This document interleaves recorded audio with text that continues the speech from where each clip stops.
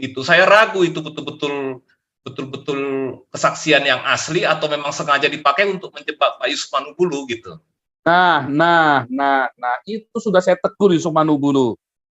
Dulu udah pernah saya ingatkan berkali-kali, 2 atau 3 kali saya ingatkan dia.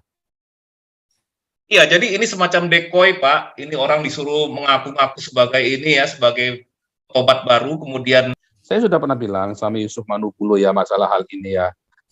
Seperti yang para Jauti tadi bilang, Pak Jauti juga sudah dengar sendiri. Saya tegur 2 atau 3 kali saya tegur Yusuf Manubulu ya, bahwa Pak, ini satu, kamu sendiri rugi. Kedua, kalau ternyata dia tadinya bohong, kamu akan rugi. Kamu bisa kena masalah. Tetapi yang kedua juga kita semua akan dipermalukan oleh yang kebohongan-kebohongan kalau memang bohong. Ya karena ada beberapa, tidak perlu saya sebutkan namanya, ya. Yusuf Manubulu tidak tahu kalau dia bohong karena sudah banyak yang ketipu sama Murtadin ini, satu orang ini, ya. Saya sudah bilang, cuman kita tidak pantas ya kita ngomong-ngomong gitu. Tapi saya beberapa orang sudah saya kasih tahu. Karena buktinya apa? Karena sudah 3 orang mau nyamperin dia. Karena waktu itu rumahnya dekat dengan rumah saya ya, hanya 20 menit naik mobil. 15 menit malah dari rumah saya. Ya, mau saya samperin. Yusuf Manubulu ini dijerat bukan dengan undang-undang ini penistaan agama maupun ITE, tetapi dengan undang-undang yang memberikan sanksi terhadap isu sara dan bohongan publik. Nah, itu yang saya khawatir. Nanti kemungkinan ada yang mungkin murtadin ataupun petobat-petobat baru yang palsu ini yang akan memberikan kesaksian. Nah, itu yang sangat berbahaya itu, Pak. Gitu. Ya. Di pasal yang dikenakan itu sudah berbeda. Karena dari sisi penistaan agama, Pendeta Yusuf Manubulu saya kira nggak kena gitu. Karena dia nggak pernah ini ya menghujat atau apa. Tetapi dari pasal yang lain nanti kenanya Pak Paul. Ini yang harus hati-hati.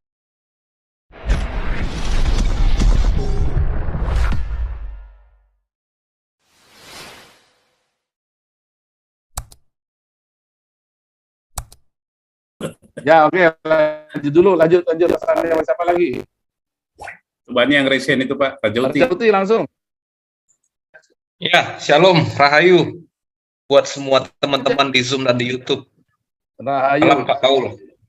Malam. Jadi kalau kita lihat ya, ini tidak pakai surat panggilan pertama dan kedua, itu yang pertama. Kemudian dalam tempo 3 hari diterapkan langsung sebagai tersangka dan langsung ditangkap dengan 43 orang. Apakah seorang Yusuf Manubulu menjadi saksi ya? Apakah seorang pendeta Yusuf Manubulu itu sama hebatnya dengan teroris, bawa bom atau bawa senjata? Nah, itu yang aneh itu Pak Paul gitu. Menurut saya kelihatannya bisa jadi ini jadi pesan. Bisa jadi ya, ini mungkin pesanan orang-orang tertentu gitu. Ya, pasti. Nah, itu dia.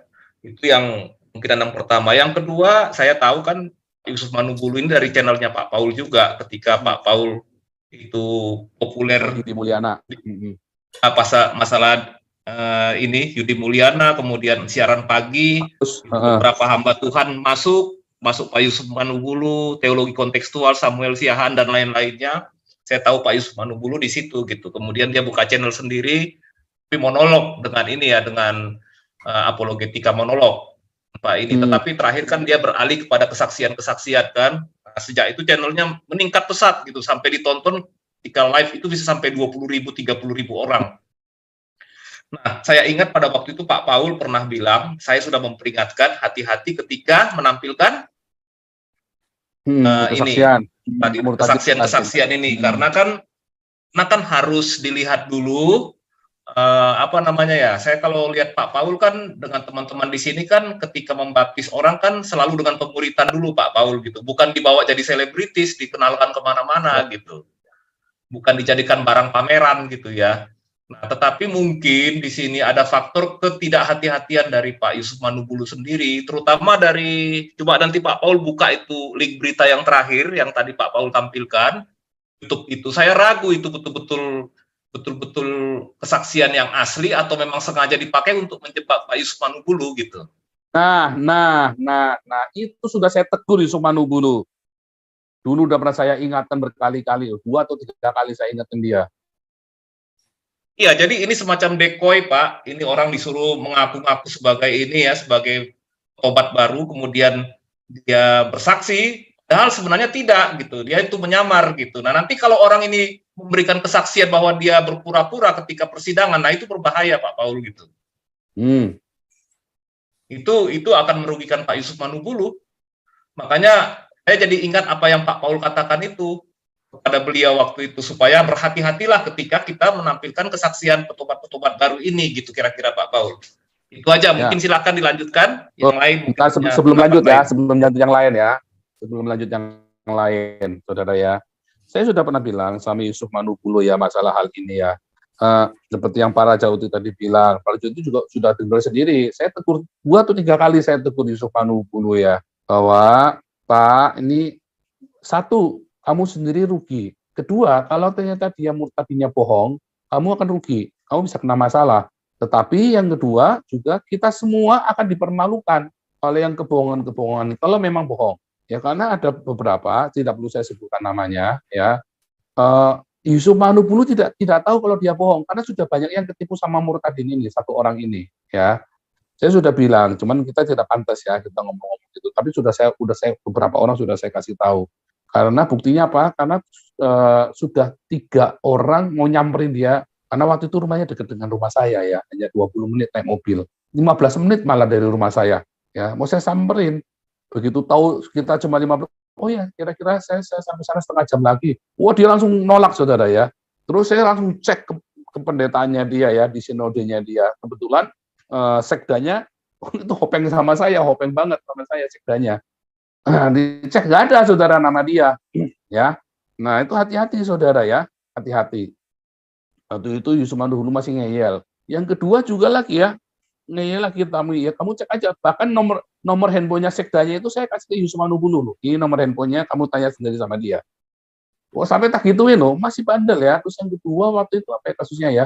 Saya bilang lagi Yusuf Manubulu, ya kan nggak apa-apa itu hak saya loh ya. Karena kamu kalau mau bilang hak kamu, ya saya udah bilang sama dia, terserah kamu. Tetapi ini akan merusak kalau sampai ternyata dia beneran bohong, itu akan merusak kesaksian kita semua. Ya. Yang ketiga yang masalah si Vera yang kawin sama Tuhan Yesus yang katanya dihamili Tuhan Yesus itu, ya. Itu kalau itu sebenarnya sudah bentuk kesesatan ya. Saya sudah ingatkan si Yusuf Manubulu di masalah ini. Tapi whatever ya, kita tahu ya asalnya semua Yusuf Manubulu memang dengan hati yang murni ingin memberitakan Injil. Saya sudah beberapa kali interaksi dengan beliau sampai terakhir saya cukup keras masalah KC karena waktu itu mau dimonopoli ya. Saya nggak suka kalau namanya monopoli itu dari dulu saya nggak suka saudara ya. Jadi kalau saya gini ya, kita akan kumpulkan dana buat Yusuf Manubulu. Tepat belakangnya kasih kode 47 ya. Kenapa 47? April tanggal 7 ya saudara ya. Nanti saudara yang kode 47 ini nanti semua kita kumpulkan ke rekening Galarua ya. Ke rekening Galarua nanti semua kode 47 kalau Anda bisa ngetik ya kasih nama Yusuf Manubulu. Ya atau Yusuf Manubulu. Ini kita kumpulkan aja saudara ya. Berapapun yang terkumpul akan kita buka saudara ya. Jangan khawatir berapapun terkumpul dan Anda bisa nanti kita kan tiap 3 bulan kalau nggak salah ya ada kita laporan ke audit ya, kita ada bukan audit tetapi seperti pembukuan kita setiap 3 bulan itu dibuat oleh akunting publik saudara, ada akunting publik yang membantu membuatkan pembukuan kita, nanti khusus semua donasi-donasi yang kodenya tadi ya, kode untuk bikin buku Pancasila, kodenya Yusuf Manubulu, dulu kodenya yang buat apalagi semua itu nanti semua akan dikumpulkan jadi satu, nanti dia akan tuliskan ya, saudara ya, bikin rinciannya, jangan khawatir saudara ya, kita semua open pembukuannya ya, kita open, dan saya nggak pernah takut saudara ya, Anda mau periksa kayak apa, saya nggak pernah takut saudara ya, karena memang saya nggak pegang duit ya, dan nggak pernah ditransfer ke saya ya. Nah itu saudara, Pak jadi Paul, ya hati-hati juga kepada kristuber lainnya ketika menampilkan kesaksian. Betul ya, harus hati-hati, harus dicek, bener-bener. jangan sampai ini terulang gitu. Ya, jadi bukannya salah, Yusuf Manubulu itu tidak salah sama sekali ya saudara. Saya kok yakin ada jebakan-jebakan juga ya. Dia ada dijebak juga oleh beberapa orang. Makanya saya ingatkan dia. Cuman memang ada aubannya juga ini orang ya. Diingetin ada aubannya juga. Dia nggak. Saya bilang Pak, saya tidak melarang ya. Saya tidak pernah melarang Yusuf Manubulu loh. Saya bilang Pak, seleksi Pak, diseleksi. Saya nggak perlu sebutkan orang-orangnya ya. Tapi ada beberapa ya yang memang dia kecolongan. Tapi ya itu tadi ya namanya dia juga. Kenapa saya bisa tahu, saudara? Karena saya pelayanan orang-orang Islam yang jadi Kristen ini sejak 2015, saudara ya. Dan saya nggak icip-icip, saudara ya. Hanya Ibu Listora itu. Saya masuk nyeblung ke dalam langsung berkubang di situ ya. Nggak main-main ya. Sama si Saifuddin dulu ya. Dulu saya dengan Saifuddin memang grupnya berbeda. Dia punya grup sendiri, saya punya grup sendiri. Dan yang saya baptis waktu itu tidak sebanyak yang dibaptis oleh Saifuddin ya. Dulu waktu itu ya. Tentu saja karena waktu itu saya juga baru mulai, Saifuddin sudah mulai setahun sebelumnya. Saya baru mulai 2015, saudara ya. Nah, begitu saya mulai dari lama-lama tahu banyak ya, makin banyak yang saya baptis, saudara. Sampai jumlah yang saya baptis di Indonesia lebih banyak daripada Saifuddin, saudara ya. Lebih banyak, saudara, serius, saudara ya. Sampai hari ini pun kalau di total semua yang saya baptis jumlahnya lebih banyak daripada Saifuddin. Serius, saudara. Ya. Dan lihat ya, semuanya masih ada semua orang-orangnya, saudara, dalam komunitas kita. Semuanya masih ada. Ya salah satu yang komunitas pertama kita itu ya Ibu Listora ini. Kecuali yang sudah meninggal ya. Kalau ada yang sudah meninggal ya gimana, udah meninggal mau diapain ya kan. Tapi salah satunya adalah Ibu Listora yang dari awal ya 2015 ya. Saya kenal Ibu Listora itu 2015, saudara. Ya. Dan saya ingatkan saudara-saudara, gimana caranya dicek. Kalau Saifuddin itu juga nggak pernah ngecek ya, orang dibaptis terus udah baptis saja, dia nggak pernah nggak terus dimuridkan dengan serius. Nah, Anda harus memuridkan. Kalau Anda baptis orang, ya Tuhan Yesus bilang apa? Baptislah dan ajarkan. Harus diajar, saudara ya, nggak boleh cuma dibaptis doang. Anda kudu cek, kudu follow up dia, ya. Kalau dia masuk di dalam tetap mau di follow up, ya bahkan hidup kita pun kita berikan, saudara. Artinya kita berbagi. Kalau dia membutuhkan perhatian, kita kasih perhatian. Kalau dia membutuhkan ekonomi, kita kasih ekonomi. Kalau dia membutuhkan pekerjaan, kita kasih kerjaan. Itulah komunitas Kristen yang benar. Jadi Anda nggak terus naikin murtadin terus. Anda cuma mau cari duit, cari viewer doang. Oh, hati-hati, saudara. Makanya saya nggak hobi naikin kesaksian. Saya pilihin benar, saudara. Saya hati-hati sekali. Sekali waktu kita pernah kecolongan, katanya orang ini beragas duit, saudara ya. Langsung nggak saya naikkan lagi, saudara ya. Begitu saya tahu langsung saya stop, ya. Sampai hari ini orangnya masih merengek-rengek, saudara ya. Saya nggak urusan, langsung saya blok semua channel saya sama dia. Hati-hati ya, kalau orang ini minta duit, bilang saya dulu. Saya tegas, saudara, kalau begitu ya, nggak main-main, saudara ya. Nah, soalnya kita nggak boleh ya, saudara. Kita nggak boleh ngiming-ngimingi uang, ngiming-ngimingi apa. Oh, kita nggak boleh, sudah nggak main-main ya. Anda pura-pura mau jadi Kristen, lalu begitu masuk mau langsung malakin kita, lu balik aja jadi Islam, nggak apa-apa. Ya, kita mah nggak main-main, saudara ya. Oke, lanjut dulu.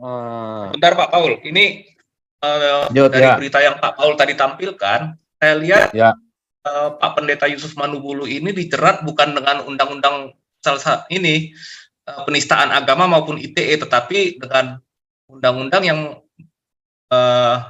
memberikan sanksi terhadap isu sara dan bohongan publik. Nah, itu yang saya khawatir.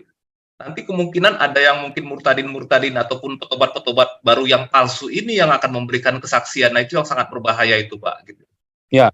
Di pasal yang dikenakan itu sudah berbeda. Karena dari sisi penistaan agama, Pendeta Yusuf Manubulu saya kira nggak kena gitu. Karena dia nggak pernah ini ya menghujat atau apa. Tetapi dari pasal yang lain nanti kenanya, Pak Paul. Ini yang harus hati-hati.